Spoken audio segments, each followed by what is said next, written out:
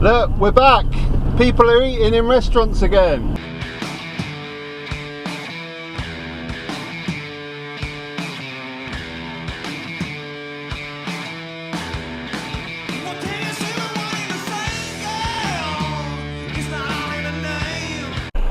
So UK is officially out of lockdown today.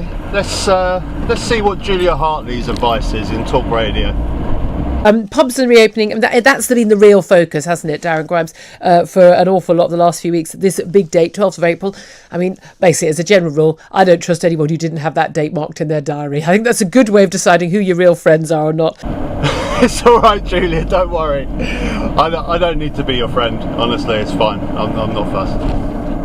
But we are looking at quite a lot of big changes today. We've got not just pubs, bars and restaurants reopening outdoors only, but all shops indoors opening, hairdressers, beauty salons, gyms and spas, zoos. Zoos? She seems really excited about zoos. Do you know what? The worst thing about COVID is, what? Zoos. You can't find a bloody zoo anywhere. Driving lessons are resumed today. The same household can holiday in a rented accommodation or a campsite, and indoor children's activities carry on. However, we are still at rule of 6 or 2 households when it comes to only meeting outside, still banned inside. It's a bit of a mishmash, isn't it, Darren? And it's interesting that the Prime Minister has said, behave responsibly and enjoy freedom, but don't overdo it, which I find, really very patronising indeed today. Now, you all know I'm not a massive fan of the government right now, but it sounds like pretty good advice, really, isn't it?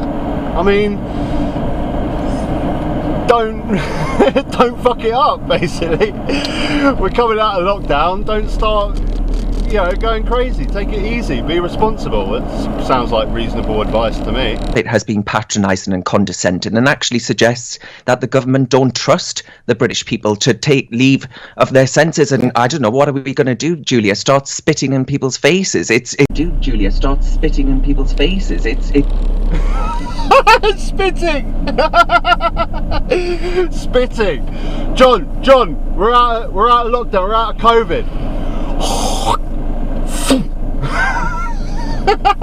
But yesterday I was struck by, I heard someone say that we're getting back to normal today. And Julia, if this is normal, I don't know what dystopia looks like, because I am excited to get, and I will be going to the pub, as you can well imagine, tonight. But hey, I'm beating you. We're going at 10. She's not going to the pub. I guarantee she's not going to the pub. Don't let this sunshine that we're having deceive you. It's bloody cold, and yesterday it was snowing. This is the UK weather for you. She is not going to be going out and freezing her balls off in the pub. She's got an agenda. She's got to say that she's, with the people. I want the pubs back. But she ain't going to the pub. I don't think we should ever assume that this is normal, though, and I really do think that it's shameful, to be honest with you, the way in which the British people have been browbeaten and scared to the extent that they actually consider what we are going through today, as far as the rule of 6 is concerned, and having to sit outside. And I'm here in County Durham. It's not going to be warm tonight, put it that way. And we're all still going out and doing these things, but this isn't normal. No, exactly.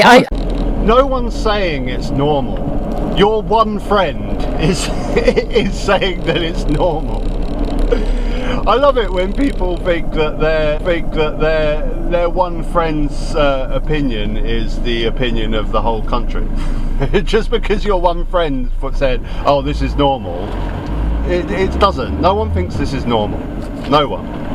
I know some rival radio stations calling this a great unlocking. Again, I'm well, that's why people don't listen to them, Julia. Well, there is that. But Richie, I refuse to be grateful for being allowed to do things as a free-born citizen of a Western democracy and an adult, that I should be able to do at any time and make my own choices. Now, people I know who are wary, various elderly members of my family will not be going to pubs or restaurants, or they're being careful because they feel they're at higher risk. They're waiting for second jabs and the things. But that's their choice, and they would be making those choices anyway. I don't see why someone at your age, who's at as close to zero risk of COVID as one could possibly be. Julia, you're not listening. You're not listening to the experts. If everyone his age starts going out as normal, the pubs start opening with hundreds and hundreds of people, you're going to get variants again, like we did last year. Did you not see what happened last year? I mean, this is so ridiculous. It's so ridiculous. You have experts on your show.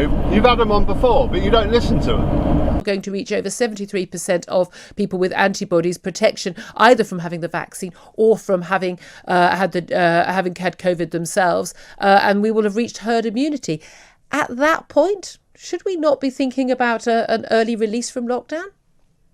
Imagine what it'll be like when, you know, we've vaccinated every adult over the age of 18 and have completely obliterated the risk of infection, the risk of serious outcomes. We won't have obliterated Imagine what it's going to be like. But we won't have obliterated it, Robert. You know we won't. We won't have obliterated it, Robert. Shut up. This is my show. We have an agenda here that don't cross what I'm trying to say.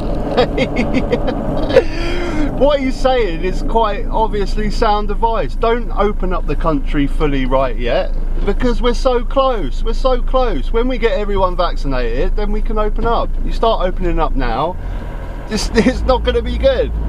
Should people not also be given the facts about COVID? And you and I both know that one of the reasons why this AstraZeneca vaccine is not being recommended for under 30s is because actually the risk of anyone under the age of 30 getting ill or dying from COVID is astronomically small.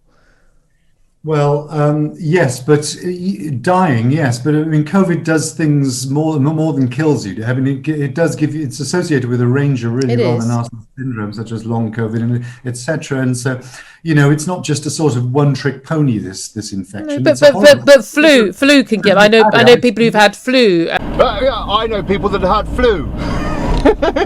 They had flu. It was terrible. They had to have a honey and lemon. Listen, Julia, listen to him, listen to what he's saying.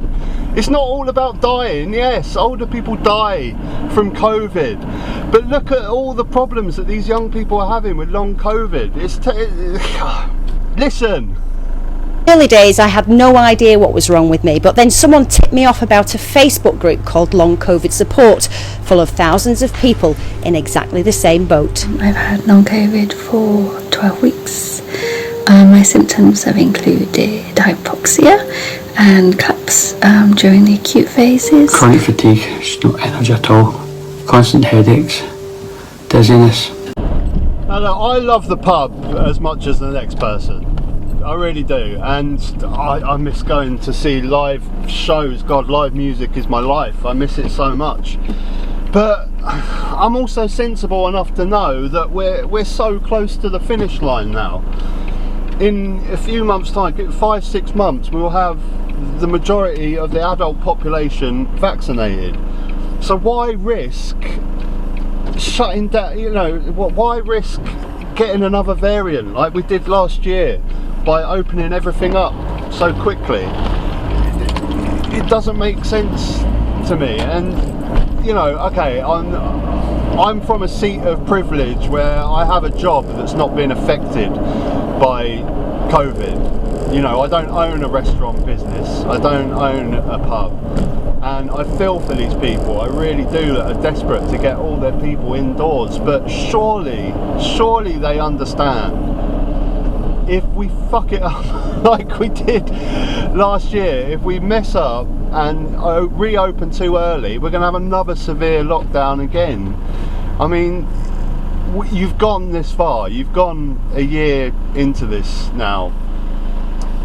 You've got to stick it out for another few months. You have to, at the risk of messing it all up. Just stick it out another few months. Let's get all the adult population vaccinated, and we can reopen fully.